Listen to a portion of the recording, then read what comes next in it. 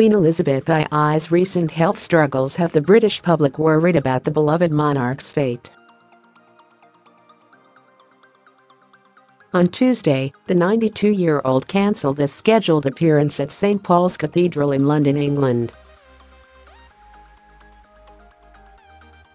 Buckingham Palace released a statement about her absence, saying the Queen is feeling under the weather today. The Duke of Kent, Queen Elizabeth II's cousin, was sent to the 200th anniversary of the Order of St Michael and St George instead.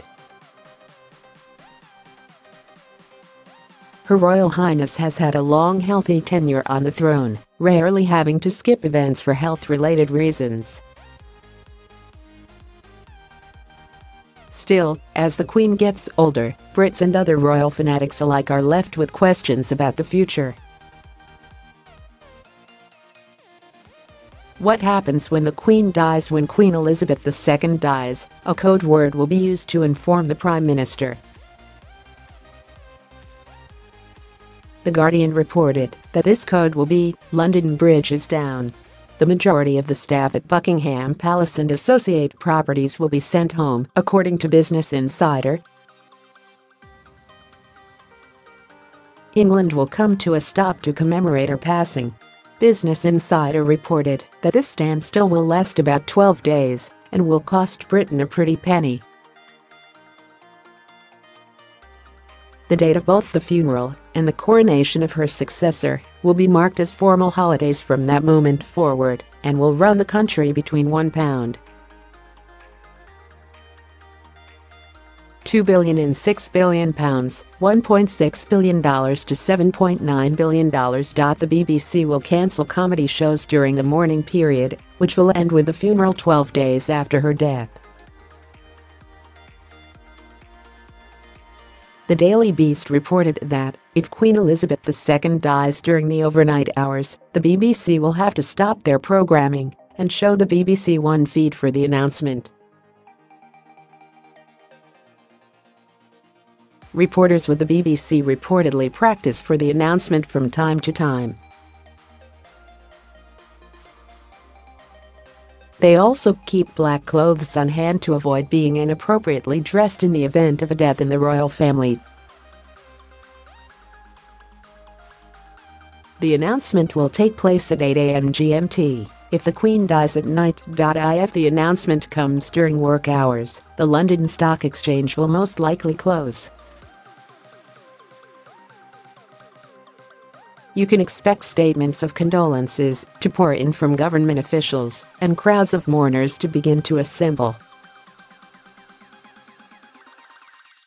After her passing, the words to the national anthem will change too. They'll be updated to reflect the death. Flags will fly at half-mast and tourist attractions will close. Meanwhile, at St James's Palace, an Accession Council will be underway to formally declare Queen Elizabeth II's successor. The new monarch will then be sworn in. After that, the nation's politicians will swear allegiance to the new ruler. The Queen's body will lie in state throughout all of this. This means her body will be held in Westminster Hall, allowing members of the public to file in and pay their respects. During this time, there may be a vigil for the princes, during which the Queen's grieving male family members may be called in to relieve official guards watching over the Queen's body. After this period ends, the Queen will be laid to rest. She's been involved in planning bits of her own funeral throughout her lifetime, according to the Daily Beast. The service will be led by Justin Welby, the Archbishop of Canterbury. It'll likely be shown around the world. It will begin with the Queen's coffin being taken to Westminster Abbey by gun carriage. Her body is expected to be laid to rest in any one of a number of places. Some believe she'll be buried in Balmoral, while others think it'll be Sandringham. Others think she may be buried next to her father King George VI at St. George's Chapel in Windsor. A year after the Queen's death, the next king or queen will be crowned. The coronation will be celebrated across the UK, new money will have to be minted, police officers and soldiers will have to get new uniforms, passports will change, as will stamps. Queen Elizabeth II named successor. Queen Elizabeth II named her son, Prince Charles, the heir to the throne in April 2018. Per People magazine, the Queen said this of the announcement: "It is my sincere wish that the Commonwealth will continue to offer stability and continuity for future generations, and will decide that one day the Prince of Wales should carry the important work started by my father in 1949. By continuing to treasure and reinvigorate our associations and activities, I believe we will secure a safer, more prosperous and sustainable world for those who follow us, a world where the Commonwealth's generosity of spirit can bring its gentle touch of healing and hope to all." Prince Charles will be officially named the Queen's successor by the Accession Council after her death. After that, he'll have the option to change his name, selecting a renowned name from his Christian or middle name.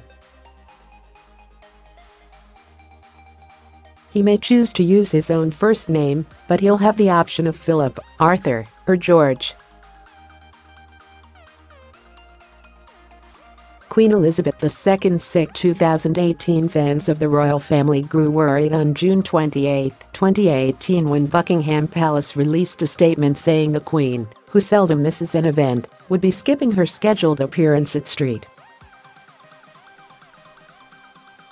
Paul's Cathedral in London, England.The Palace said she was feeling under the weather. Her cousin, Prince Edward, the Duke of Kent, was sent in her place to commemorate the 200th anniversary of the Order of St.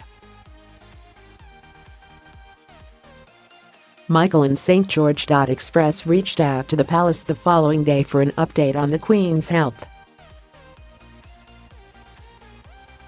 They said there was no change in her status. A doctor was not called to tend to the Queen and she traveled to Windsor, England as planned.